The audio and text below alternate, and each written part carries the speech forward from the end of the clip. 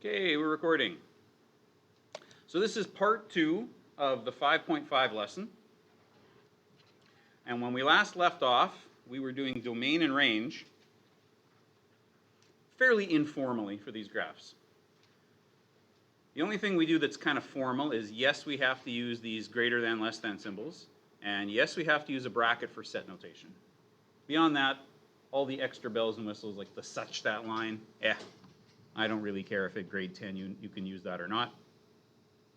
So this one is a little more challenging than A because one dot is unshaded and one's shaded. So your answer should look like this. The X is in the middle, right? And X starts, you always go from smallest to biggest. So it starts at -3, but it's an open dot. It can't be -3. It could be -2.9999999, but it can't be -3. So X is bigger than -3, and notice I didn't put in equals on it. Does the logic of that make sense to you? Now, I can get to 2. The biggest number we can get to is 2, so X is less than or equal to 2. Anybody not sure? So again, where am I getting those two numbers from? Well, I'm getting them from the fact that this is -3 and this is 2. And for the range, I just have to read my y values now. So my y values are, okay, what's the smallest y value? Now careful, I don't use the left point for this because the smallest y value is the point on the right. Right? The smallest y value is this -1. And I can be on that -1 point, so I get the equals on there. This is 2, but again, that's an open dot. I can't reach that 2. So it looks like that. Any questions on how I did that in terms of the logic or the reasoning? Okay. I'm going to skip C. We'll do C last. D's easier. So let's see. What's the domain? What are all of the things X can be? I think those dots are supposed to be shaded in. I can see gray on mine. So I'm going to assume that X is between, it's bigger than or equal to 1, and it's less than or equal to 4. Agreed? And for range, my y values are greater than or equal to -2, but smaller than or equal to 1. Is D a function? No, why not? That's right. Oh, okay, the fancy definition for all of the x values between here and here, there is more than one y value, right? When I'm at the point here when x is 2, y could be 1 or -2. And the less fancy answer is it fails my vertical line test. I can draw vertical lines through there and I'd hit it multiple times. How about the first one? Is that a function? Sure is. No problem. Is C a function? Yep. It's a curve. Okay, I'm going to do domain. Again, those are supposed to be open dots, right? You can clearly see they're not shaded. You can even see the little grid behind them. So X is bigger than but not equal to -1, -2, -3, -4. And X is less than but not equal 3, 4, 5. Okay, just for fun, I'm going to actually do, now don't write this down. I'll do it in red. I'm going to do range wrong on purpose. Because I'll bet some of you have this answer. Some of you probably went, let's see, y is, let's see, that is this point here is 2. And this point here is 1, 2, 3, 4. That's wrong. I bet there's some people who have that answer and they're looking at it right now. Why is it wrong? Anybody want to hazard a guess as to why it's wrong? There you go. I actually don't have a problem with this 4. The 4 is okay. But doesn't the y values get lower than this point? Oh yeah. These are the endpoints for x, but only one of them is actually the endpoint for y. Y goes all the way down to here. Oh, okay, so let's fix that. That means that this 2 is wrong. So the range See if I can trace this bracket.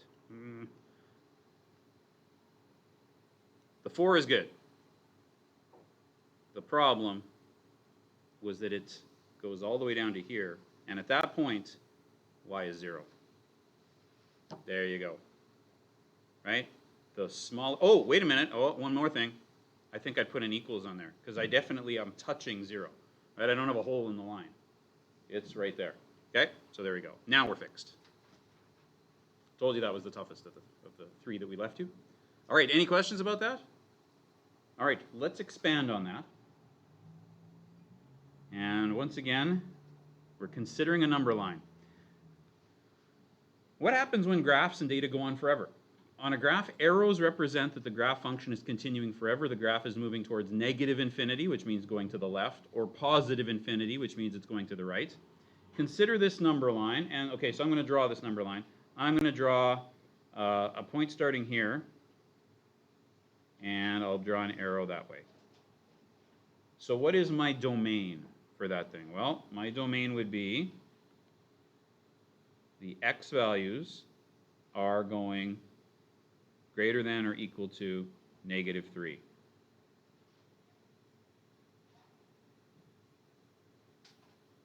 Now, some people, when they draw these number lines, actually put them right on the line, which you can. I just find it harder to read that way, especially if I'm writing in pencil. If you're only in one dimension, meaning you're only going back and forth, you don't have a coordinate system, an x-axis and a y-axis, we don't care if you just draw above the axis, right? Because it's only one-dimensional, so it doesn't really matter where you draw it. Of course, when you're on an xy grid, you have to be much more accurate and put the points exactly where they belong. So if you're looking in your textbook and they never seem to have them hovering above the line like I do, it's because, well, I just think it's easier in my notebook to look at it when it's above the line rather than trying to kind of read it while it's drawn within the line. But I'm only really allowed to do that when I'm in one dimension of back and forth. Speaking of back and forth one, let's do this number line. Suppose I put a open dot there and an arrow going to the left. Okay? Your turn. Tell me the domain. I'll give you a sec. And then I'll catch up to you.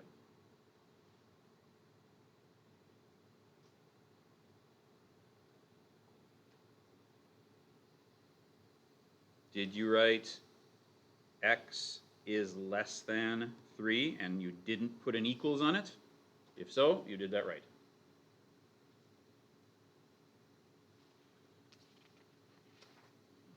All right. Now let's get to two dimensions. State the domain and range for the following. Okay, so this is example 3 here, right? Okay, you know what? This diagram got cut off. Can you please put an arrow at the top? There's supposed to be an arrow up there. Okay, so what's the domain for this one? So the domain for this one is my x's start, and I think, again, that's supposed to be shaded. It looks kind of gray on mine, so I'm going to fill it in so it's even darker. There. So my x's start here at -2, and they go forever, and since it's a solid dot, I'd say it includes -2. My range, what's the smallest thing that y can be? Well, y here can be -1. So y is greater than or equal to -1.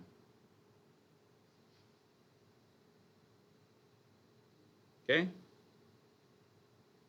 Linear ones like that are fairly easy. The tougher ones are when you get curves.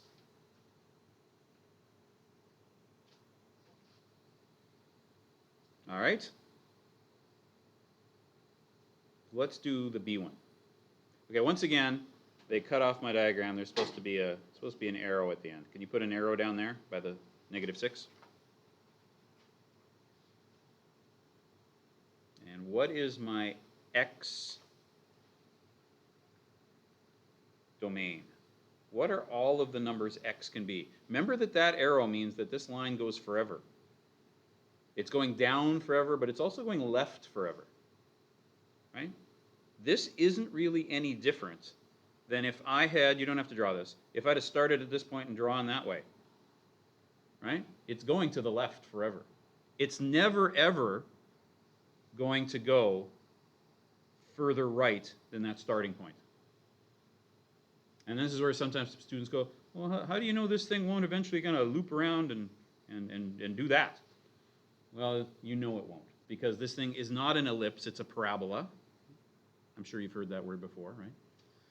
And unless you have some sort of evidence that you know it's going to change direction, you always kind of assume that the direction is going to keep going the way that it's going. So x is going left forever, which means x is less than or equal to, since again that looks like a solid dot to me, 4. What would you say about range? Now again, there's people who might go, oh, the y values start at the dot. No, they don't. The y values start down here somewhere at negative infinity, right? The highest y can be is here. I'm going to say it's at 2. So my range is y is less than or equal to 2.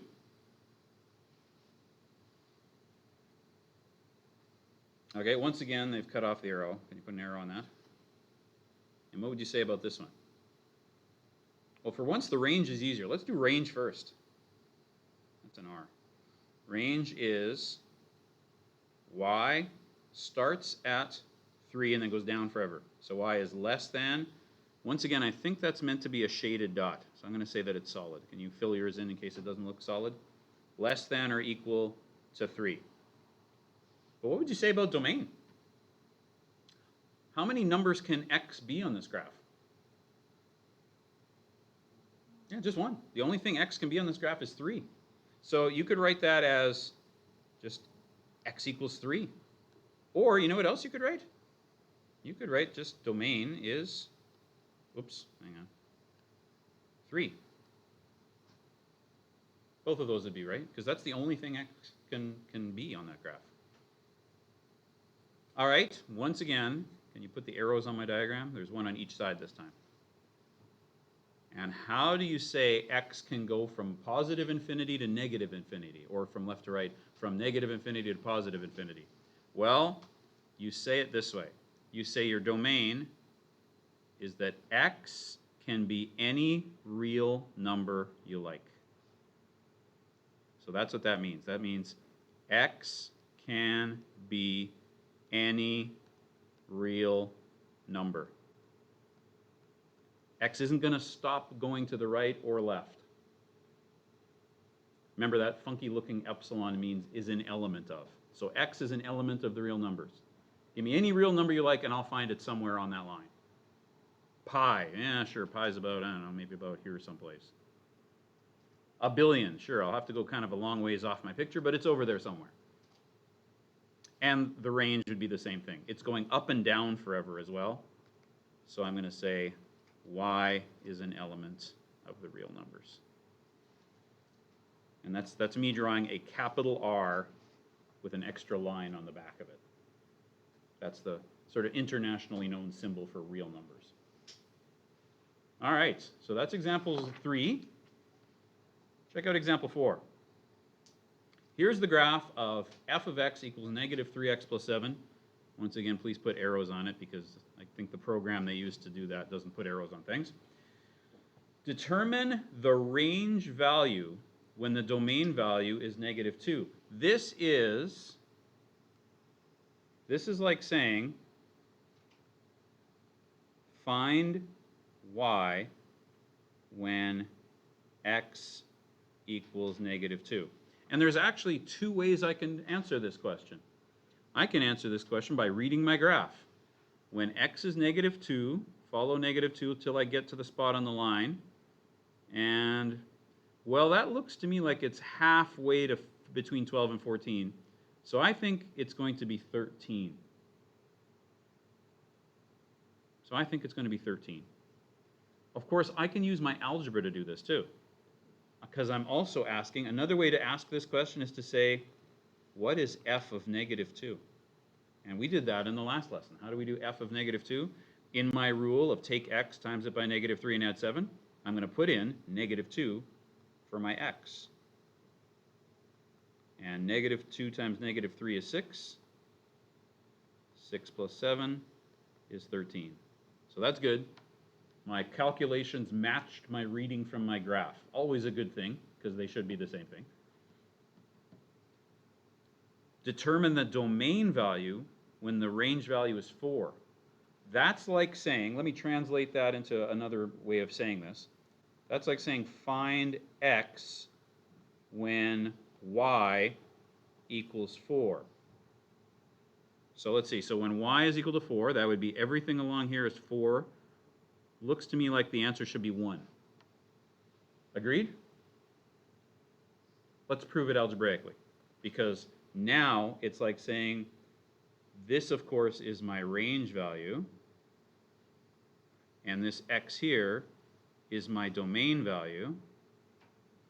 So when the range value is 4, find the domain value.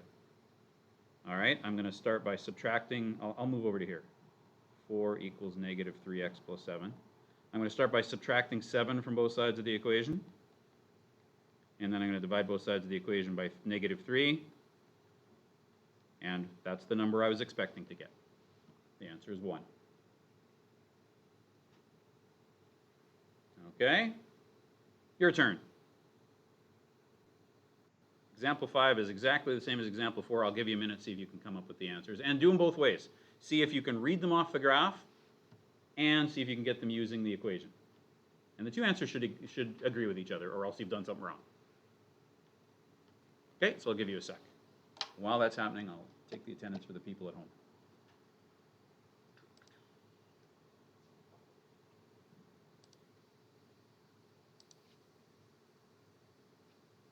Okay.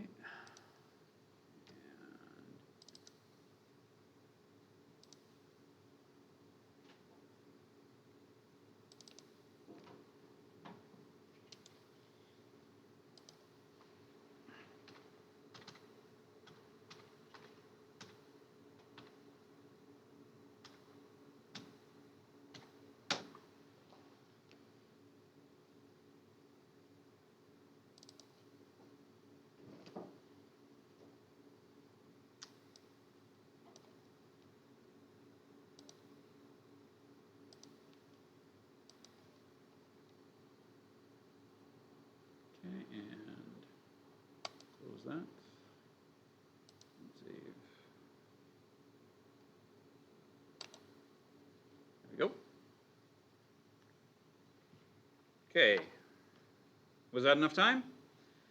When the domain is 3, so when x is 3, it looks to me like, I hit halfway between 8 and 10. So I'm going to think that's 9. My guess is 9. Let's see if that's what the arithmetic says. How much is g of 3?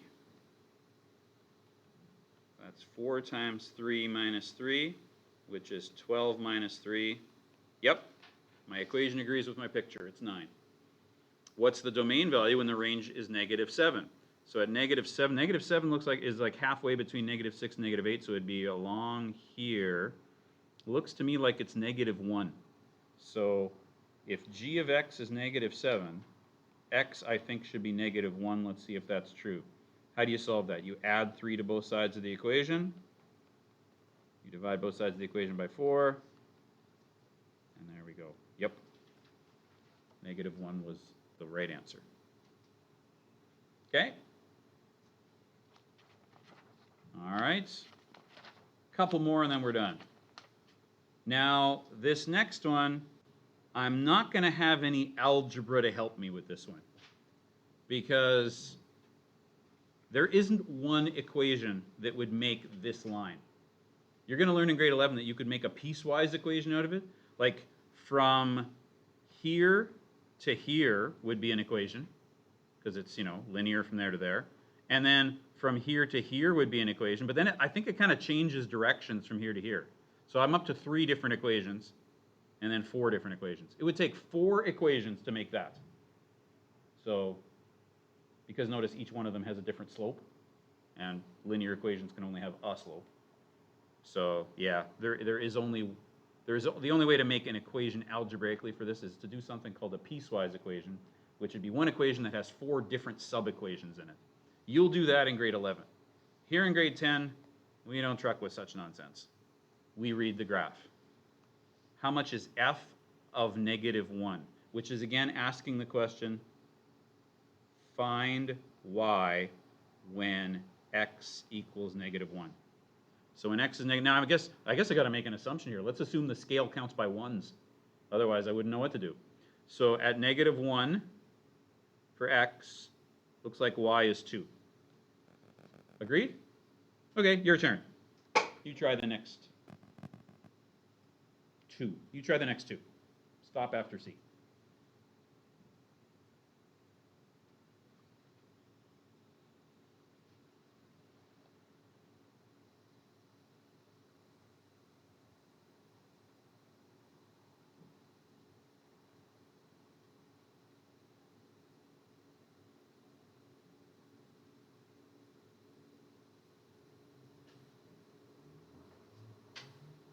Okay, was that enough time? So how much is y when x is 4? 1, 2, 3, 4. Looks like it's 1, 2, 3, 4. I got 5. Is that what you got? When x is -3, -1, -2, -3. 1, 2, 3, 4. Once again, I think it's a 5. All right, now let's try the D question. I got to shrink it so we can see the D question here. For what value of x does f of x equal 2? So this is asking the question, find x when y equals 2. So when y equals 2, let me go bigger again. Well, y equals 2 is everywhere along this dotted line here. I have 3 answers, don't I? X could be this number, which is -4, this number, which is -1, and this number, which is -3. So that's it. I actually have to say them all. X would equal -4, comma, -1, comma, 3. Right? Because all those things are true. All right. Next, let's state the domain and range of this thing. So let's see. It's a continuous line, so I can make a statement with a set and put x in the middle. Dots are solid, so I can put equal 2's on them. And it looks to me like we go from x is -1, -2, -3, -4, and -5. So it looks like we go from -5 to 1, 2, 3, 4. All right. Now how about the range? What's the smallest number y gets to be on this graph? Looks like it's down here, -1, -2, -3. What's the biggest number y gets to be on this graph? 1, 2, 3, 4, looks like it's 5. I didn't bother asking this on these notes, but is this thing a function? Yep, passes the vertical line test. Every x has a unique y. It's okay if y can have more than one x. The other way around isn't allowed. So that's it. That takes us to the end of 5.5. And, okay, hang on. Kelly? Okay, hang on a sec. Let me just stop my video and then I'll get to your question. Okay, so I'm going to stop the video here.